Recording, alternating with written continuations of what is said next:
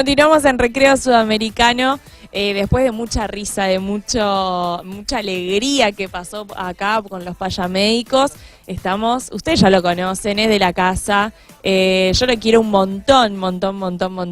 Guille Noll, ¿cómo estás? ¿Qué tal? ¿Cómo les va? Bien, gracias por la invitación. No, a vos, tenía que estar en Recreo Sudamericano. ¿Cómo no, Rami? Obvio, ¿cómo no iba a estar acá en Recreo Sudamericano? Todo lo que tiene él para hablar acerca del deporte. Del libro, ¿se viene un libro nuevo también? En realidad se vienen casi 3, te diría. Ah, bueno. Porque estoy por firmar con una editorial por 2 libros más para el año que viene. Y hay uno que está por salir, así que... Completito. Sí. Lo bueno que tiene Guille es que podés hablar con él de todo. De lo que quieras, él siempre te va a encontrar una respuesta. Pero contanos este libro, el primero, el que se viene. ¿Sobre qué va a ser? Y el primero es un poco la historia de los llamados locos en el fútbol argentino, que son más de 100 y pico, no me acuerdo el número exacto, pero que fui recopilando, son extranjeros o argentinos que jugaron el fútbol argentino y que tenían esa denominación, ¿no? De locos, de diferentes, de distintos, de esos tipos que no entran en sus cabales fácilmente, o mejor dicho, salen de sus cabales fácilmente. Y eso es interesante, ¿no? Creo que va a ser una linda lectura, me lo elogiaron varios periodistas que lo han leído y bueno, esperemos sacarlo pronto. Está bueno, además que no pasen al olvido, sino siempre recordarlos a quien le gusta mucho el fútbol, más el fútbol argentino, que siempre tiene personajes. Hablabas vos de loco y ya mínimo 5 a la cabeza se me vinieron. Y al que le gusta saber de lo que fue, de lo que pasó, la historia siempre es linda y rica del fútbol argentino. La historia es lo que nos mantiene vivos. Lamentablemente algunos la niegan, la quieren negar, pero la historia es el pasado, los aprendizajes, lo que tiene que ver con nuestros antepasados. Y bueno, habría que ver si los que niegan la historia, en qué se basan. Pero volviendo al tema hay tantas historias lindas dentro primero de cada equipo, después de cada jugador, porque cada jugador es una historia, ¿no? Ahora me viene a la memoria el hermano del Loco Enríquez, ¿no? Héctor Enríquez fue campeón del mundo en el 86, que jugaba por un pancho y una coca antes de ser campeón del mundo, ¿sí?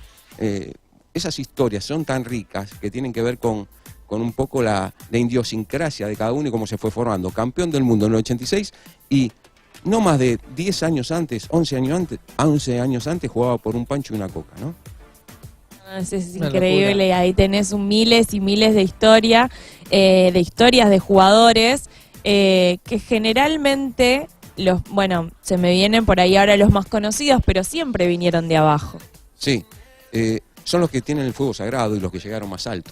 Si uno analiza el fútbol argentino se va a dar cuenta que de los principios, el primer 10 del fútbol argentino, el primer jugador distinto fue la Chancha Giovanni. Giovanni fue un jugador del Porvenir que después triunfó en Independiente y en la selección argentina. Fue técnico de la selección argentina y, si la memoria no me falla, fue el único jugador que salió campeón como jugador y como técnico en un sudamericano. Y era un jugador distinto y claro, vino de muy abajo. Y si uno analiza la historia, se puede encontrar con Maradona, con Riquelme, que fueron jugadores los más conocidos para los chicos, ¿no? Porque no nombrar otros anteriores.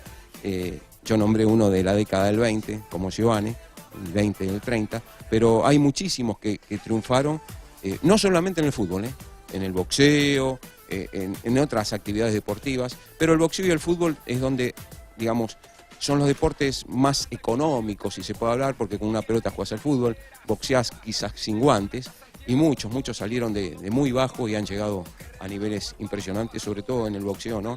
Recordar el caso de Monzón o de Galíndez, y el primer campeón del mundo que fue Pascual Pérez en 1954, salieron de muy pobres, en la pobreza absoluta, y llegaron a las grandes ligas. Me acuerdo de lo que uno dice el potrero y después encontrarte y repasando la historia de varios jugadores a lo que es ahora encontrarse en Europa o en Dubái o bueno, hasta ahora en China, que aunque no sea una liga muy vista, digamos, la vida que tienen es de otro planeta. Sí, hoy un jugador, como pasó con Neymar, sale más de 200 millones de euros. Baratito envuelto. Claro. Imagínense el 15% que le queda al jugador. O el 4% que le dan por la formación al Santos, ¿no? Ya es un paquete de dinero, es un paquete importante. Pero más allá de ello, habría que valorar, y vuelvo a la historia, los jugadores que hicieron el cimiento de todas las federaciones del fútbol, ¿no? O sea, de Uruguay, de Argentina, acá quedándonos en Latinoamérica, de Brasil, cuando había un jugador brasileño, porque mirá lo que era historia, ¿no? Había un presidente en Brasil que se llamó João Pessoa. João Pessoa prohibía que cada vez que la selección brasileña salga del país, jugadores de color jueguen en esa selección. En esa selección de los años 20 había un goleador extraordinario, mulato, que se llamó Arthur Freundlich. Era de color, ¿no? Pero ¿qué hacía para poder jugar? Se pintaba la cara con polvo de arroz. Esas cosas, esas historias, que son tan ricas, hoy impensadas, ¿no? Impensadas. Claro, para el HD le saca el toque. Claro, pero... ¿Cómo lo disimulás? Ahora olvidate. Claro, antes estabas arriba de la tribuna, no lo llegabas a ver. O pensar que un jugador que está en la tribuna lo llaman para jugar un partido y hace el primer gol de la selección argentina en la Copa América de 1916. Después termina siendo técnico por muchos años del seleccionado paraguayo. Son cosas impensadas que hoy imposible que pasen, hoy está demasiado organizado. Antes quizás esa impronta le daba otro color al fútbol, ¿no? Y a los deportes. Obvio. Exactamente. Y vos arrancaste, corregime si no es así, arrancaste con una carrera previa antes de abocarte al periodismo deportivo, ¿puede ser? Sí, trabajé 22 años en una oficina, en diversas oficinas, fui analista de costos y presupuestos, llegué a ser encargado de costos, hasta que un día dije basta, ahí está, no ¿qué quiero pasó? trabajar más. Y bueno, hay cambios en la vida, uno quizás en lo económico está bien, pero quiere otra cosa, siente que puede hacer otra cosa, que puede servir para otra cosa. Y cambié, me recibí de periodista, hice las materias pedagógicas para ser docente, empecé a dar clases particulares, después empecé en colegios, empecé a trabajar en la vieja y recordada revista Solo Fútbol, mi primer trabajo gráfico, compartí con Pablo Rasmírez la historia de All Boys, el club del cual soy simpatizante y pude hacer 20 años de historia. Y bueno, y así de a poquito fui tratando de meterme, ¿no? No es fácil a los 40 y pico años poder competir con chicos de 20, que recién Pero empiezan. es posible. Todo es posible, si uno Es tiene decir, ganas, es un buen mensaje, ¿no? No, por eso, no hay porque- edad para eso. Exactamente, y rescatando esta historia, le digo a muchos chicos que de repente están terminando el colegio o están a un año de terminar el colegio y están pensando, bueno, me anoto en tal facultad, estudio tal cosa, tal otra, o están en duda entre muchas carreras, está bueno el mensaje de, a veces se puede arrancar por un lado, se puede terminar, se puede profesionalizar, se puede trabajar de algo, que de repente a lo mejor tenés simpatía, pero porque todavía no sabés, pero necesitas... Claro, porque no encontraste el bichito de lo que te apasiona. Claro, o sea, y no está mal esperar porque hay gente que le pica cuando tiene 3 años, 7, 10, y hay gente que le Claro. toca, pero en algún momento de la vida, indiscutiblemente, te va a tocar y está bueno que lo sepas aprovechar cuando te toca. Es decir, Seguro. no le cierres la puerta Pero a hay una eso. palabra que tiene 6 letras que es la, digamos, la base de todo, que es pasión. Si vos le pones pasión a lo que haces, seguramente lo vas a poder ejercer. Ahora, si vos lo haces a media agua, a media tinta, es difícil que pueda llegar. A todo hay que ponerle pasión. Por más que hayas estudiado en la peor universidad o en la mejor, que hayas sido el número 1 en cuanto a notas, yo soy un convencido que los grandes teóricos no fueron grandes prácticos. Y creo que la práctica te da todo. Lógico que la teoría ayuda, y mucho, pero no solamente teóricos. Hay que mechar lo teórico y lo práctico para poder emerger, ¿no?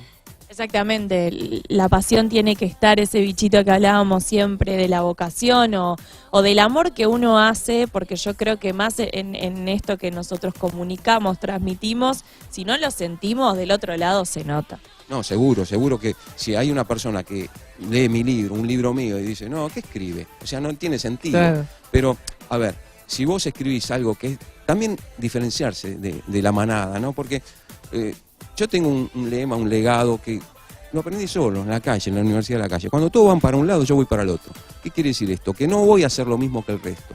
Trato de diferenciarme, de hacer algo distinto, de mostrar algo distinto. Mucha gente, muchos chicos hoy en día, yo doy clases en la escuela de periodismo y me preguntan por algún trabajo, por alguna posibilidad.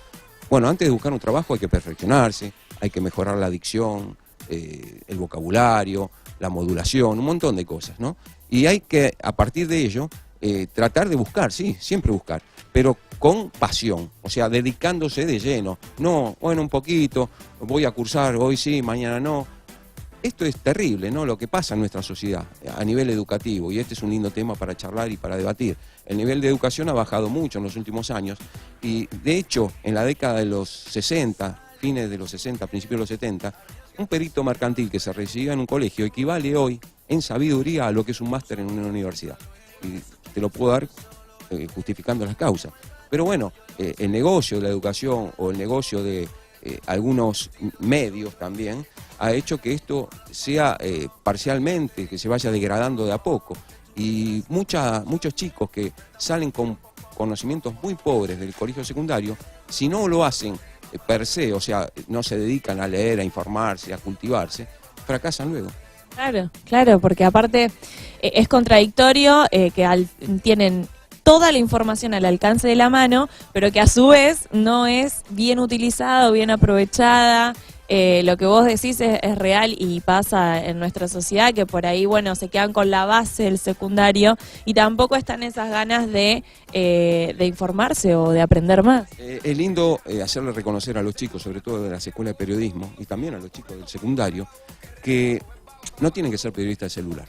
Hay muchos periodistas que dan un mal ejemplo, que están con el celular en la cámara, delante de las cámaras, y que piensan que lo saben todo. Yo quiero periodistas de libro, periodistas que vayan a los libros, a los diarios, a una hemeroteca, que vayan a buscar lo que pasó, pero con fuente. Porque también en Internet, cuando uno googlea y cuando uno busca, puede haber cosas que son falaces, que son mentiras, y que realmente no te dan la información que vos necesitas. De hecho, se cruzan informaciones, y muchas veces son informaciones erróneas.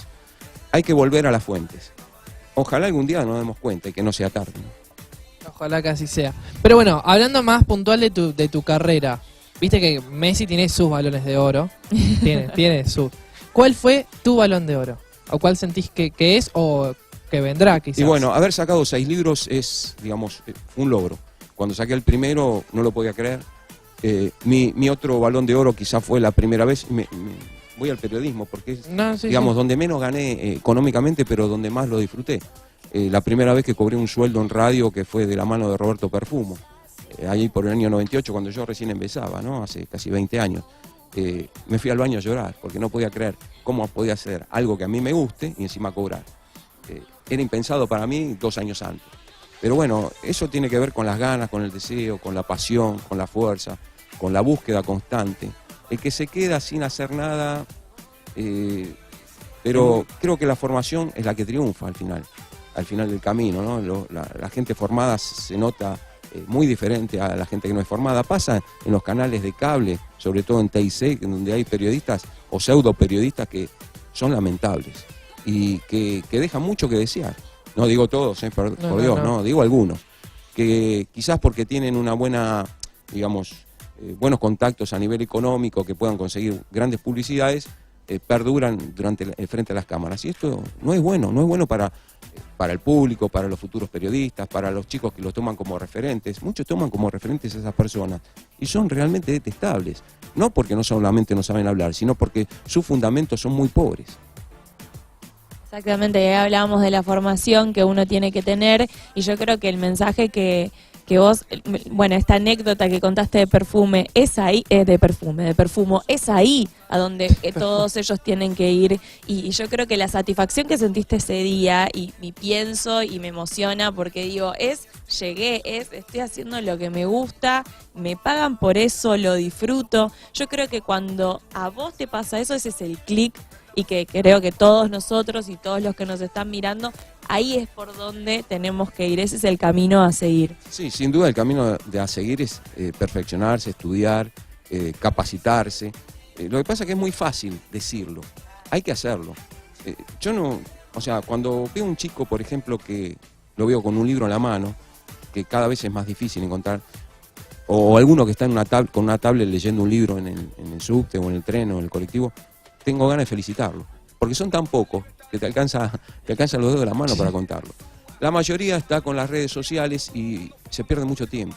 No digo que no son valiosas y que no son buenas para los contactos y demás, pero se pierde mucho tiempo. Yo a veces mismo caigo en esa trampa y digo, uy, ¿qué estoy haciendo? Bueno, uno reacciona a tiempo y se da cuenta que está por el camino equivocado, que tiene que ganar tiempo y aprovechar el tiempo dedicándose a otras cosas, por ejemplo a leer, a informarse, y no solamente el periodista deportivo se debe informar sobre fútbol, no solamente sobre deporte, sino política, economía, porque en periodismo las posibilidades son muy pocas.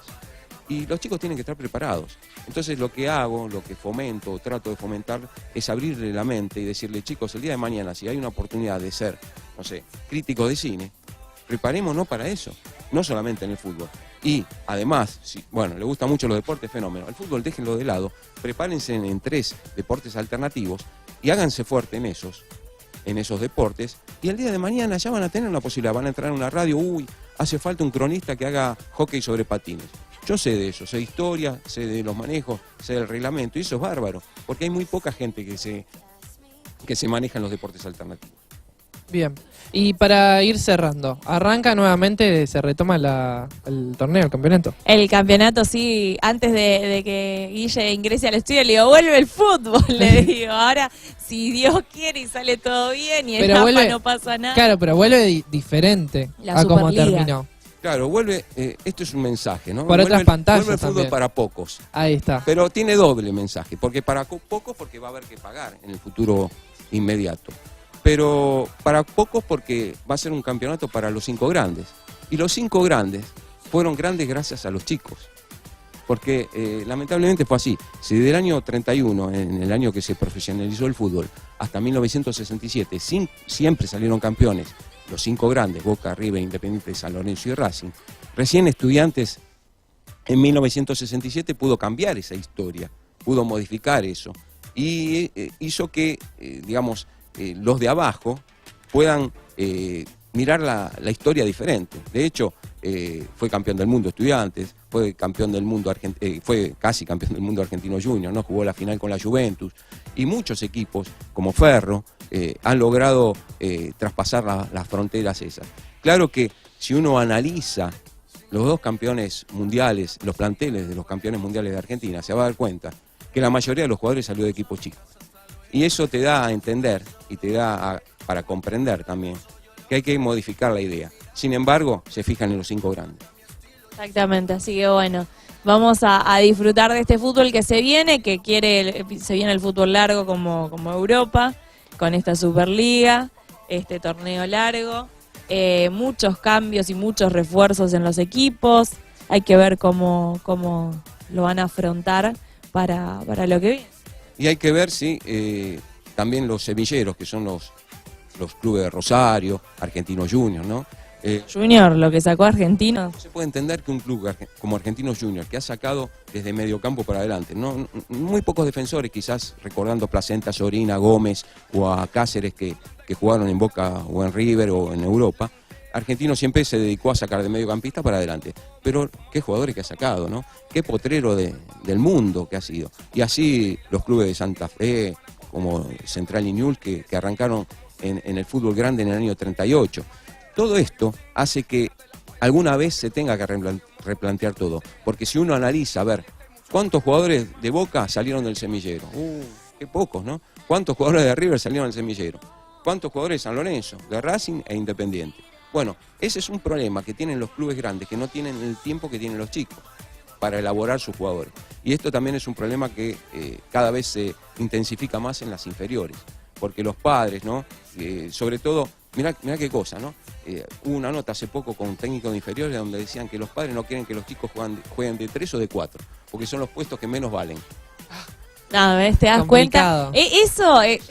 Ese de tema padres con los chicos y las ganas que quieren de que jueguen al fútbol, te juro que es un tema que da para hablar, porque la presión, y el otro día veía cómo se ponen los padres. Los padres. Pero eso trasladado a la selección argentina, donde, por ejemplo, desde 1978 siempre se implementa un número 4 inventado. Y de 3, no siempre, pero muchas veces, bueno, Rojo era un marcador central, devenido marcador de punta izquierdo. Pero esto hace que la formación de los chicos sea mala, en todo sentido, ¿no? Ya arrancamos mal, queremos ganar más. Ya queremos ganar más, ya queremos delanteros, Pero ya ya desde queremos... arriba, o sea, el padre ya quiere ganar Es que más. ese es el Pero tema. ni siquiera el es hijo lo está tremendo pensando. cómo ahora los padres o se quieren salvar o ven de un caso, y eso es lo que pasa. Es un caso en cuánto. Es tremendo.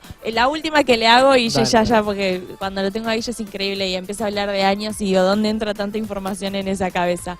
Hablaste de la selección argentina, Mundial 2018. ¿Cómo lo ves? ¿Te gusta Sampaoli?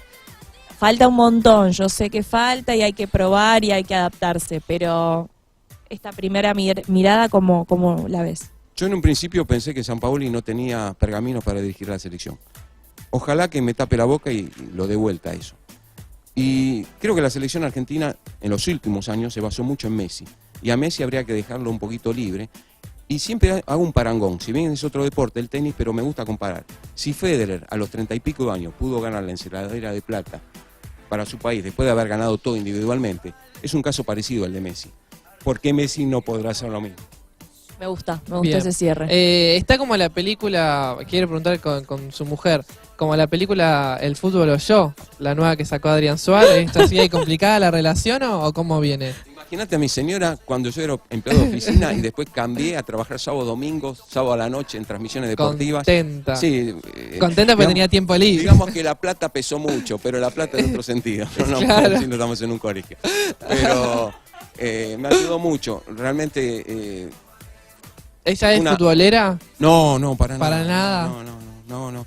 Pero me ayudó mucho a crecer y es más, yo estaba de vacaciones ahora en las vacaciones de invierno y me llegó un mensaje para una reunión sobre libros y me dijo, vas a ver que te va a ir bien. Y es la primera hincha que tengo, ¿no? Que quiere que disfruta cuando a mí me gusta algo. Lo que pasa es que los cambios que hubo a lo largo de mi vida fueron muy abruptos. De trabajar en una oficina a ser remisero, de ser remisero a ser docente, luego a ser periodista, y todo eso te hace mover, ¿no? Y a una persona que tiene una estructura y que vive un sueldo, y después de golpe, ¿no? Vivimos como podemos, se hace difícil, no es fácil. Y todo esto cambió radicalmente. Pero una genia, la verdad que siempre... Una hincha. Una hincha número uno de Guille, y además se necesita ese sostén para levantarte, viste, no es fácil, como lo hablábamos recién, siempre hay que ir por lo que uno quiere, pero el camino a veces por ahí no se va a encontrar tan fácil, o las puertas no se abren rápido, y tener el sostén y la compañía es fundamental. Sí, sin dudas, si uno tiene el apoyo. De hecho, si uno analiza muchos periodistas, muchísimos, están separados o casados en segundas nupcias o terceras nupcias.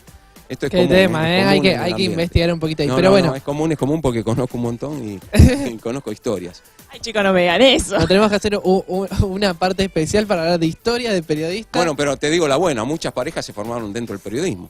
Eso está bueno. Así que Bueno. hay de los dos lados, ¿no? Pero hay mucho. Pero bueno, tiene que ver. También hay muchos periodistas que empezaron en otro ámbito. El mismo Horacio Pagani, que fue banquero, trabajaba en un banco, un banquero en el sentido de trabajar en un banco, Sí, ¿no? sí. Y después cambió su actividad siendo periodista en Diario Clarín y en diversas radios y canales de televisión. Así que bueno, muchísimas gracias, Guille, por pasar acá por Recreo Sudamericano. Al contrario, un placer, la verdad que un gusto poder charlar con los dos y me gustaría charlar de economía, de educación. Tenemos de que aprovechar, política. para mí tendría que ser fijo. Tendría que ser fijo, tomarnos un tiempo, una temática y vamos ¿Qué hablando, día porque vos aparte tendrías sabe libre para tanto, hacer una tanto. columna fija con nosotros? Es difícil, ¿no? Claro, Ahí difícil, es el Ahí tema. está el tema. Vamos a Después lo negociar. vamos a negociar.